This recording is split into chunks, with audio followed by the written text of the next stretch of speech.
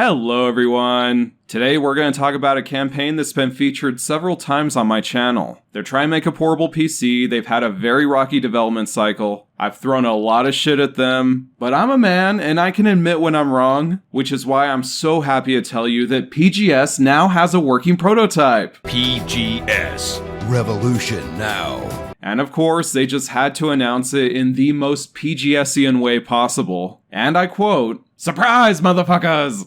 I only have the data from that link saved, but I swear I did not make that up. That is completely true. I wish I had thought to take a screenshot, but I couldn't predict that their Twitter account would be suspended shortly after. And I don't know why Twitter would do that. I mean, they're only a Russian Twitter account that mysteriously got nearly 100,000 followers overnight. Someone must be jealous of their success, and it's not me this time. So I must give kudos to PGS. Please send my regards to Uncle Alimzan. Tell Yulia I still love her and I will defend the motherland in her name. And that's it for today. Thanks for watching, guys. I'll see you next time. Alright, yeah, I'm just bullshitting you. You guys want to know what Smach Z is up to. They too have actual working units now after 6 years in development. Holy shit. But you see, this is why I thought it would be interesting to mention PGS. Because keep in mind that they seem to be at similar stages in hardware development. But remember, PGS was forced to withdraw their campaign. They didn't collect any money from the public. I mean, unless you count the Russian mob, which does collect money from the public, so maybe that is crowdfunding in a weird sort of way? Whatever, it's not important. What is important is that they now have working units to show off. Now, in the lead up to E3, they started teasing units on social media. But right away, I did see some areas for concern. The most noticeable one at first glance is that the games look decent enough when they're following a script, but things start to get interesting when they try any other game. Anybody here want to see MotoGP run like dog shit? Well, feast your eyes on this. We've got low settings, what looks like frame rate issues, and a really hard time with the controls, but more on that later. I gotta say, the game looks really weird without shadows. It reminds me of Hang-On on the Master System. But the other thing you'll notice in their teaser is that they really don't want to give you a good view of the top of their device. Which is strange because they didn't always have that problem. But other images start to trickle in and it seems like there's a good reason why they don't want to do that. The build quality is terrible. This video came from the guy who made their E3 trailer and you can see that the seams don't match up on top. At least this time they didn't forget the microSD slot, but it looks very rough. It looks like in some areas they've been shaving away the plastic by hand. And if so, I think that means someone's been watching my videos!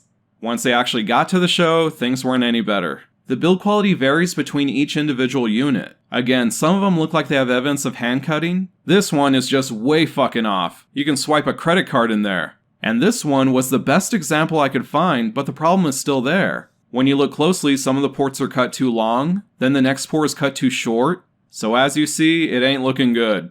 But you don't have to take my word for it, because I planted some spies at E3 to help us check out these units. Actually, it was a lot simpler than that. You guys are so awesome that I had no problem finding volunteers to go spy on our behalf. In fact, I had 3 spies visit their booth. They all agreed to lend their own voices to this episode, so let's hear it straight from the source. Dude, I had him film me playing one.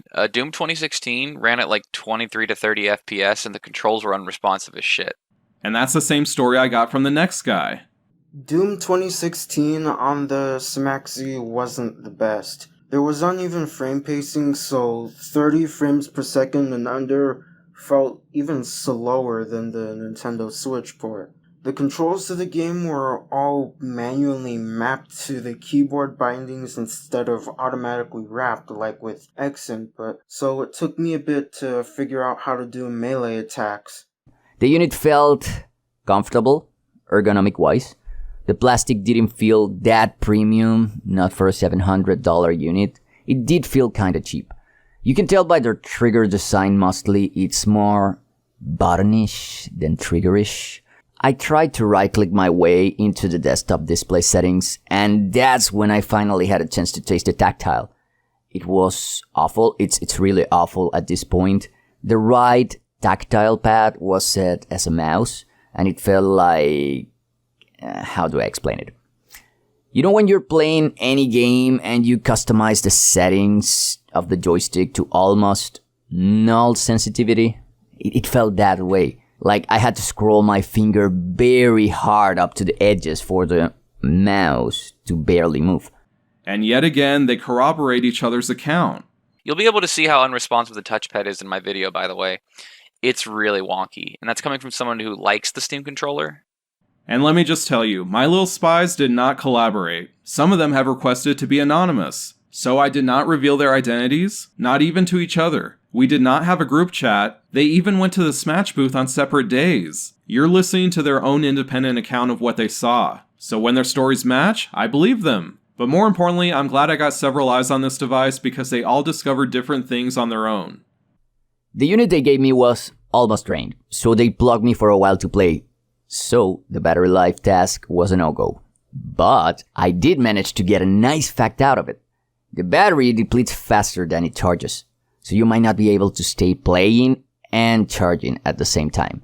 Now that's a huge problem. Because you see, Smash always knew that they can't just call this a portable PC, because those already exist. They're called laptops. Instead, they needed to sell themselves on the idea that this has all the advantages of a laptop and then some. It needs to be something more. So it's a portable PC with a permanent Steam controller. And it's a gaming handheld. But I can't think of a single laptop on the market that forces you to choose between using and charging your device. That's absurd, nobody wants that. The whole point of a laptop is that you can use it off the grid, and if you can get to a power outlet, it becomes even better. Now you can use it and collect some charge for later. If this thing can't charge and play at the same time, that's incredibly short-sighted.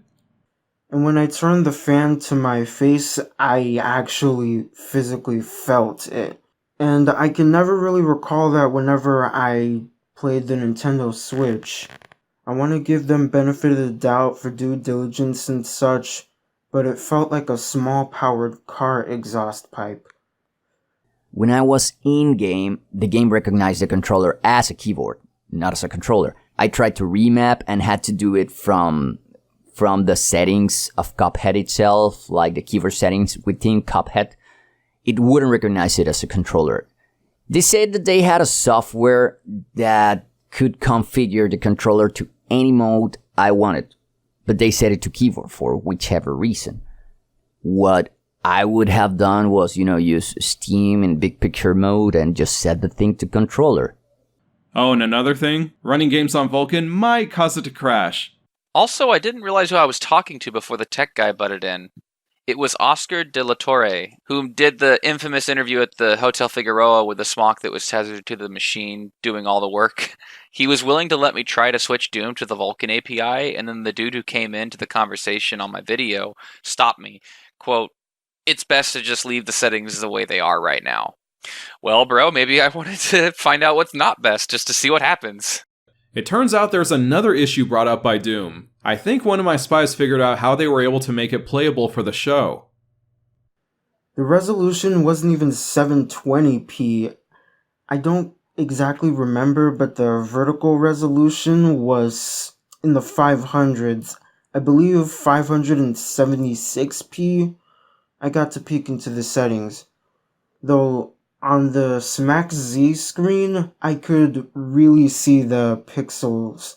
But I don't think anti-aliasing was on, but I don't recall ever having that deal with the visuals on the Nintendo Switch. As you could see, his memory was correct. The units on the show floor were running at 576p and without anti-aliasing or VSync. So it's not even running in HD. You should also take note that 576p is the same resolution the Switch port of Doom runs at, and you can get it up to 720p when docked. So when you add in reports that the game had a low and unstable frame rate, then it's very likely that for a fraction of the price you could get a better experience playing Doom on the Switch. That's crazy! The screen itself was tactile, so I tried to use that instead. However, its calibration was super bad! And it felt a bit inaccurate. Besides, it's such a tiny screen for you to use your finger as a pointer. Anyway, to make the story short, I couldn't go into the display setting because I got a blue screen of death. You know those light blue window crashes thing? As soon as I tried, I got a blue screen of death. The guys say that it was most likely because the system ran out of battery. I mean, I have computers, and technically this is a computer, handheld computer. And they have run out of battery, and they don't give me a blue screen of death. I don't know.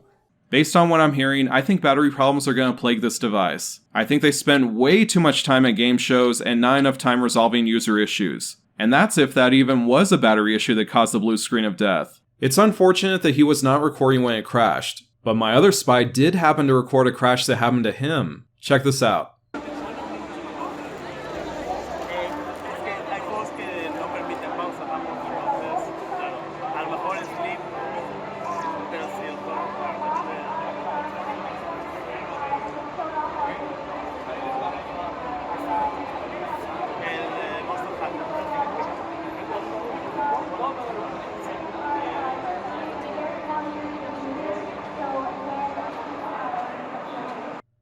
Now I've shown this to a few people and we can't figure out what's going on here. It could be a hardware malfunction with the device, because as you see, the light on the unit changed color as it crashed. We also tried to look up similar stories about people running Doom and having the same type of crash. One where it goes back to desktop, then it goes back to the game and freezes, and then it resumes. But we could not find anyone else with the same experience.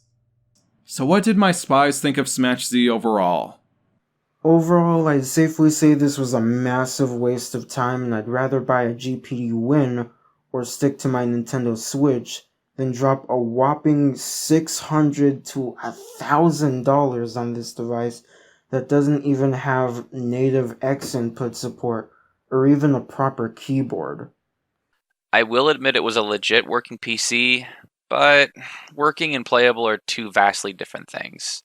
Now this guy has a very unique perspective. He is a former Smash backer. He backed their Kickstarter but then got a refund after they were exposed. So I asked him, tell me, you were once on board with this device. You were a true believer. Now that you've held it, do you want it? Oh, fuck no, dude. They could release a fully functional product, and at this point I still wouldn't regret it, just because of all the half-truths, the lies, the intentionally misleading statements, personally attacking YouTubers and people such as yourselves, the censorship on Reddit, the censorship on their Smach forum, the censorship on their YouTube channel, the intentionally deceptive Kickstarter campaign, which I wish I was aware of before I contributed. I'm happy to be out. I'm super happy to be out. Them switching midstream with the old AMD CPU GPU combo thing to the Ryzen chip, all of it just screamed to me, this is a horrible thing. Get out while you still can. And I don't regret it at all. I'm glad to be out. If I had to give my honest opinion, I think they have something in their hands. Like, it's not a complete bullshit product.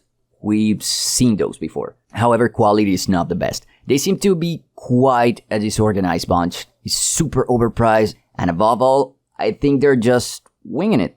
Like, not in bad faith, but winging it definitely. Like, they want it to happen. They love their own idea. But these are obviously not hardware developers. It's more of a good fan job of some sorts. Like, if there is some purse guy within the team trying to squeeze people, that's possible. But they do have a core team, at least within the floor. There was a core team of good-hearted people that really believed in the project, but they're just winging it. Would I pay $700 to $800 for it? Nope. Definitely nope. I would pay maybe, at this stage, $350, maybe up to $400, but things needs to be improved. First, the controller needs to be a controller. It needs to have some sort of switch to change it into mouse mode, keyboard, or something like the GDP Win does. But it needs to be a controller. And better plastic as well. Now I'm sure the SmachZ defense squad is going to tell me that my independent sources are wrong. The SmachZ is the best thing since sliced spam, and we're just nitpicking. Well now, is this nitpicking? Dios mío! Why are they still having problems from 10 months ago? And they told every media outlet that these are finished units. They told Tom's Hardware production has already started. Full steam ahead. And if you Google their name, it says that their device was released at E3. They are comfortable with this quality. This is what they plan to send out, warts and all. Is this on par with other devices on the market selling for $700 to $1,000? And one of my spies brought up a good point. One last thing. StopDrop&Retro has talked quite a bit about this thing he calls the early worm effect. For example, the Ouya started out as a platform with a lot of promise for indie creators. And then as time went on, the PlayStation 4, Xbox One, and even the Wii U started to fill in those gaps that weren't there in the previous generation. Likewise, the Smach Z has been succeeded by the GPD Win and, to a smaller extent, the Nintendo Switch. That's a good argument. Now that we know that GPD is coming out with the Win Max, which is going to have the same Ryzen chip, the Smach Z might be redundant by now. GPD has released several devices during this time period, and they keep getting better. And yes, they've had some issues, but I don't think they'd ever go to a game show with a unit behaving like that. This really does bring home my point. Don't back something revolutionary. If it's a good idea, the market will catch up, and better devices will follow. GPD barely started work on their Win Max, and it's already looking close to finished. So Smach won't even be the most powerful handheld. But that's what happens when you take this long to get your product out. The market will catch up, and suddenly your device isn't special anymore. The world did not stop spinning for Smach. The portable gaming market moved on. But it isn't just GPD. My spy also mentioned that this device has been eclipsed by the Nintendo Switch to a smaller extent. I disagree with him on that. I'd say that to a larger extent you can look at the Switch as a competitor to the Smach Z. Sure, they are different, one is a closed ecosystem, the other is a PC, but I didn't make this comparison in my earlier videos because I thought it would be unfair to the Switch. On paper, the Smach should run far more games, and I assumed it would have much better performance. I figured it would knock the Switch out of the ballpark, but from what we saw here, that is not the case. Its performance can actually be lower than what you get on the Switch. At the very least, you have to admit that performance is damn near identical when it's working right. So I do see the Switch as a viable alternative and a competitor to the Smach Z at a fraction of the cost. And that's before we even mention battery life, 2 analog sticks, and Nintendo exclusives. And before they start hating the comments, I can already hear the Smach Defense Squad bellyaching that this comparison is unfair. But let me point out to them, Smach already compares themselves to the Switch. This is their own graphic you're looking at. It does need to be updated a little though. There we go. And just in case that isn't enough for you, guess what they want to make for their device? A dock. Yeah, because this device is totally not comparable to a Switch, right? So, will 2019 be the Smach year? Well, I don't know. They told us last year was going to be the Smach year, and I remember it turned into the year of excuses. Like most of this project, I guess we'll have to wait and see. But before I leave, I have to give credit to my wonderful spy team at E3. I want to thank them for their honest opinions, their videos, and their voices. The spy who got the blue screen of death is Felipe Legenda. You can follow him on Twitter at plegenda. The spy who recorded the Doom Crash and the sticky analog stick asked me not to identify him by his real name, but you can follow him on Twitter at zgans_. And my last spy, who was a former Smach backer, requested to remain anonymous. As a former backer, Smach still has his personal information, and he does not want to be identified and retaliated against. And that's all I got for today. Thank you guys for watching. I'll see you next time.